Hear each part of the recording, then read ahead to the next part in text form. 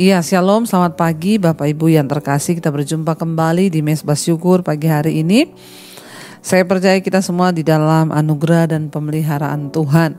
Ya, sebelum kita memulai aktivitas kita pada hari ini, biarlah kita melandasi hidup kita, langkah kita dengan kebenaran firman Tuhan. Firman Tuhan hari ini terambil dari Kolose pasal yang ketiga ayat yang ke-12 mulai dikatakan di sana. Karena itu sebagai orang pilihan Allah yang dikuduskan dan dikasihinya, kenakanlah belas kasihan, kemurahan, kerendahan hati, kelemah lembutan dan kesabaran. Ayat 13, sabarlah kamu seorang terhadap yang lain dan ampunilah seorang akan yang lain. Apabila yang seorang menaruh dendam terhadap yang lain, sama seperti Tuhan telah mengampuni kamu, kamu perbuat jugalah demikian. Ayat 14, dan di atas semuanya itu kenakanlah kasih sebagai pengikat yang mempersatukan dan menyempurnakan. 15, hendaklah damai sejahtera Kristus memerintah dalam hatimu, karena untuk itulah kamu telah dipanggil menjadi satu tubuh dan bersyukurlah.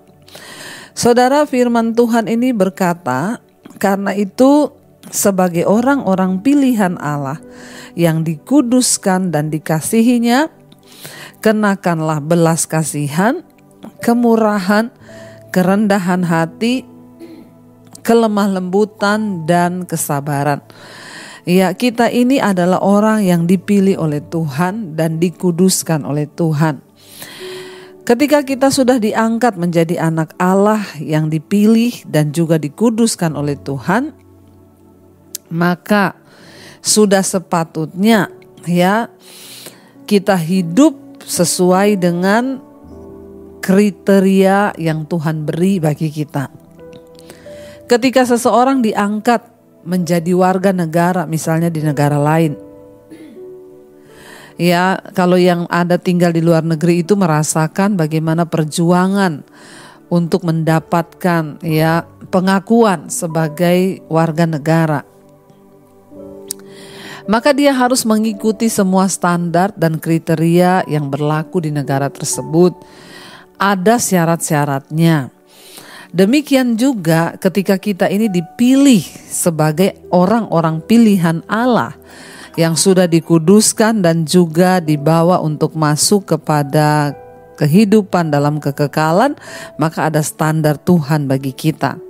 Dan firman Tuhan berkata di sini, karena itu sebagai orang-orang pilihan Allah yang dikuduskan dan dikasihinya, ya standarnya itu apa? Kita harus mengenakan belas kasihan, kemurahan, kerendahan hati, kelemah lembutan dan kesabaran.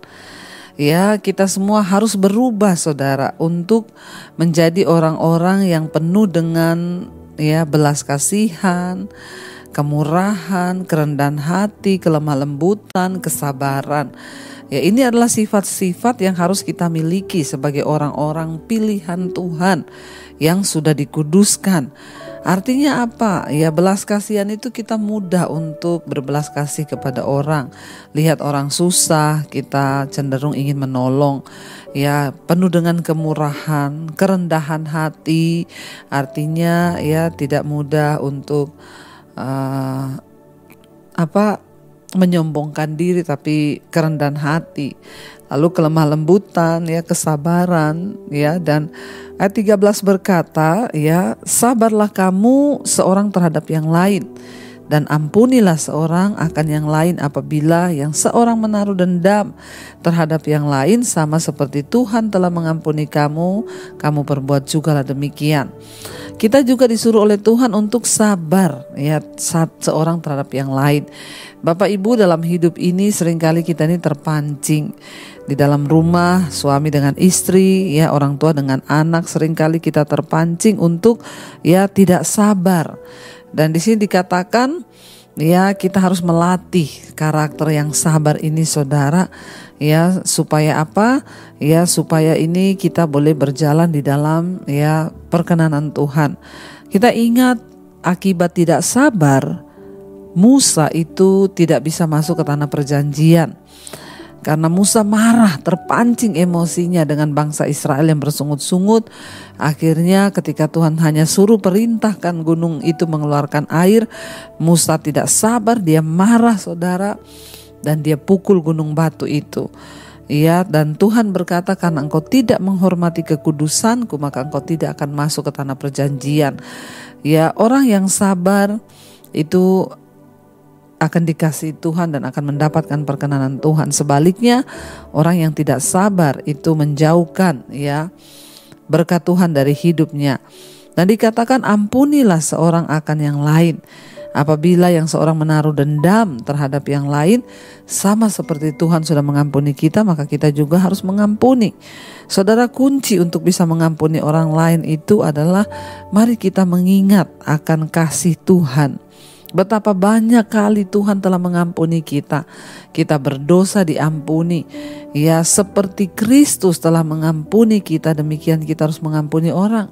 Ya, kunci untuk kita bisa punya hati yang gampang mengampuni, ya, ingatlah akan pengampunan Tuhan. Ya, saudara, tidak sulit bagi kita untuk mengampuni seseorang ya yang mungkin telah berbuat salah kepada kita, entah itu salahnya besar ataupun kecil. Ya, kenapa? Karena kita menyadari bahwa kasih dan pengampunan Tuhan yang tidak terbatas telah menolong kita juga.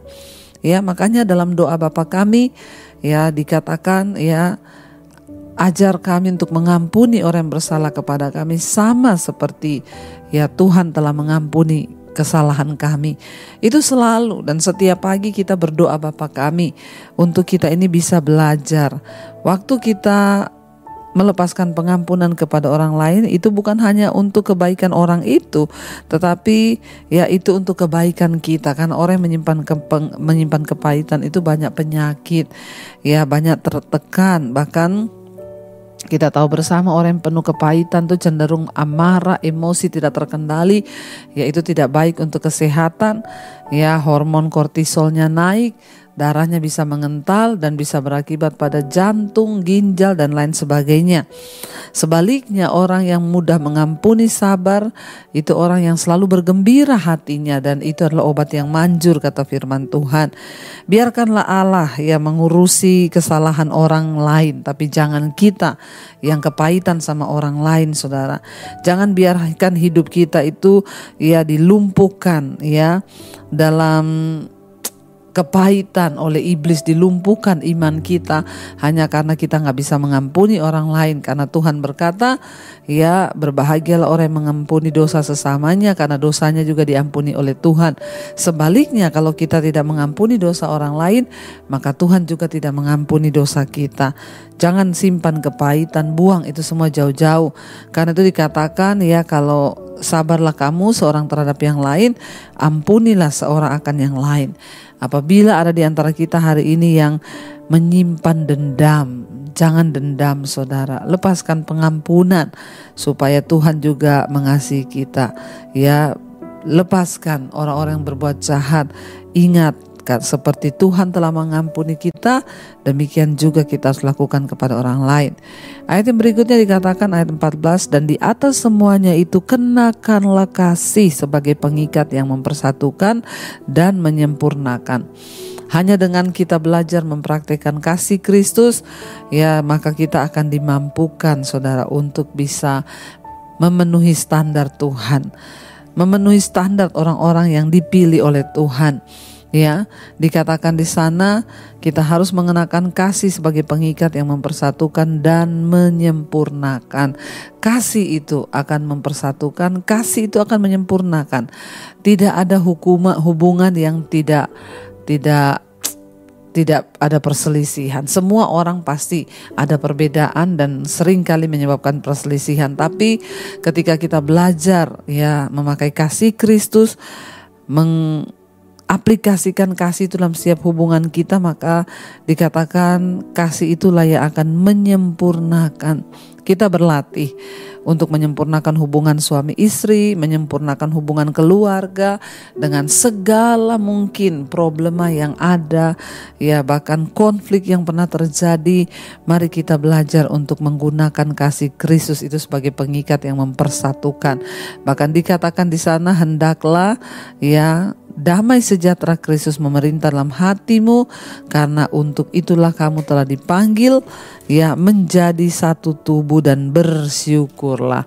Saudara, biarlah damai Kristus memerintah dalam hati kita. Artinya memerintah itu apa? Mau hati kita senang, mau tidak senang, mau lagi susah, kecewa, disakiti, damai sejahtera Kristus harus memerintah.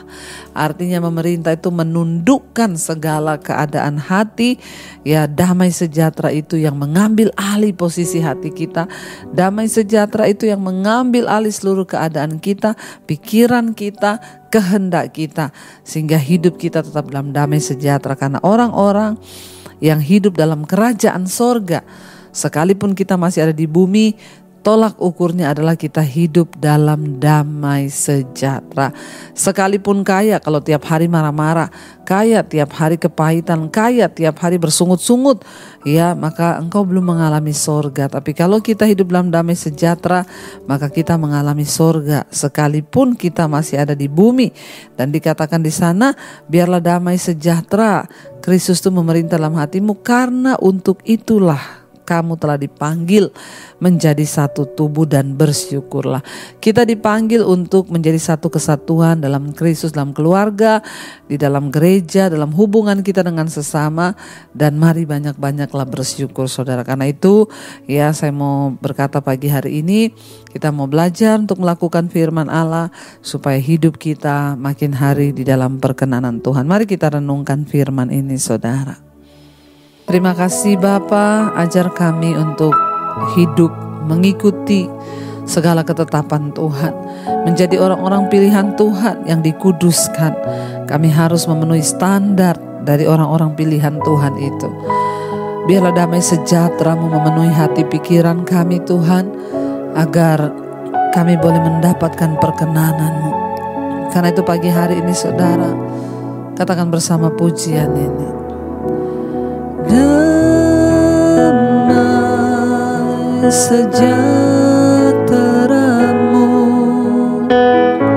seperti sungai yang tidak pernah kering. Glory, haleluya. Ku sembah Kau Yesus, ku sekali lagi katakan dengan iman, damai sejahtera-Mu Tuhan. Damai sejahtera-Mu seperti sungai yang tidak pernah kering.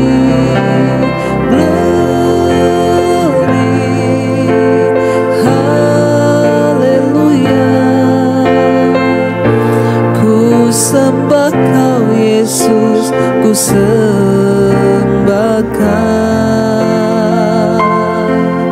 Oh, kami sembah Kau Tuhan. Biar damai sejahtera-Mu memerintah di hati kami. Terima kasih Tuhan, ajar kami hidup melakukan setiap kehendak-Mu Bapa. Hidup dalam kesabaran, kelemah lembutan, kerendahan hati, kemurahan, dan berbelas kasihan. Bahkan mengampuni orang yang bersalah pada kami, sabar seorang terhadap yang lain. Engkau lihat Bapa, kalau dalam hati kami masih ada kemarahan, kekecewaan, kami mau buang semuanya itu, agar kami boleh layak menjadi anak-anak yang dikuduskan dan dipilih oleh Engkau Tuhan. Bantu kami Roh Kudus untuk membuang semua karakter yang tidak berkenan, amarah, emosi, egois, kepahitan, kekecewaan. Kami buang semua itu dan kami mau belajar memiliki kemurahan hati, belas kasihan, kerendahan hati, supaya Tuhan berkenan atas hidup kami. Latih kami ya Tuhan. Kami mengucap syukur buat hari yang Tuhan beri kami bangun pagi ini dengan tubuh yang sehat, tidak kurang suatu apapun, semua karena anugerah-Mu. Hari ini Tuhan, kami datang di hadapan Tuhan menyerahkan seluruh hidup kami. Sebelum kami memulai aktivitas kami mau mendahulukan mencari Engkau. Sertai langkah hidup kami pagi ini. Kami yang bekerja, sekolah, kuliah, Tuhan sertai langkah-langkah kami. Biar apa yang kami buat hari-hari ini berkenan di hadapan Tuhan. Sucikan dan kuduskan hidup kami. Buat berhasil Tuhan apa yang kami lakukan dengan tangan kami, agar hidup kami memuliakan nama Tuhan. Berkati Bapa mereka yang berulang tahun hari ini. Tambahkan Tuhan anugerah berkat-Mu. Engkau memperpanjang usia jasmani kami, Engkau juga mendewasakan rohani kami ya Bapa. Terima kasih Tuhan, anugerah-Mu melimpah atas hidup setiap kami yang sedang sakit. Tuhan jamah dan sembuhkan. Biar ada ucapan syukur yang keluar dari hati kami. Kami tidak mau apapun merampas damai sejahtera kami hari ini. Kami mau tetap tinggal damai sejahtera Allah yang melampaui segala akal pikiran kami Tuhan. Berkati Bapa setiap anak-anak-Mu yang sedang dalam pergumulan, masalah, tekanan hidup. Biarlah mereka boleh mendapatkan jalan keluar. Mari kita berdoa. Bapa kami Saudara, Bapa kami yang dalam sorga, dikuduskanlah nama-Mu. Datanglah kerajaan-Mu, jadilah kehendak-Mu di bumi seperti di sorga. Berikanlah kami pada hari ini makanan kami yang secukupnya. Dan ampunilah kami akan kesalahan kami, seperti kami juga mengampuni orang yang bersalah kepada kami. Dan janganlah membawa kami dalam pencobaan, tapi lepaskanlah kami daripada yang jahat. Karena Engkaulah yang punya kerajaan dan kuasa dan kemuliaan sampai selama-lamanya. Mari buka hati dan tangan-Mu, terimalah kiranya berkat dari Allah Bapa, cinta kasih Tuhan Yesus Kristus, penyertaan Allah Roh Kudus yang menyertai kita mulai hari ini, bahkan sampai kali yang kedua Tuhan Yesus datang menjemput kita. Nama kita tercatat dalam kitab kehidupan. Dalam nama Tuhan Yesus yang percaya diberkati Tuhan, katakan bersama, amin, amin, amin. Shalom dan Immanuel. Selamat pagi saudara.